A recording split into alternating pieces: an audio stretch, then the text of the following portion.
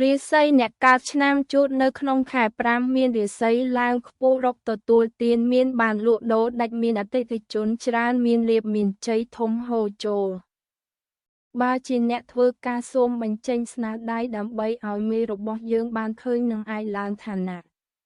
អ្នកមានសុខភាពល្អមានបញ្ញាវាងវៃនៅក្នុងខែនេះមានគេចាំជួយបើត្រូវការជួយរីឯស្នេហាក៏ល្អផងដែរនៅក្នុងខែនេះរាសីអ្នកកើតឆ្នាំជូតនៅក្នុងខែ5មានរាសីឡើងខ្ពស់រកទទួលទានមានបានលក់ដូរដាច់មានអតិថិជនច្រើនមានលាភមានជ័យធំហូរចូល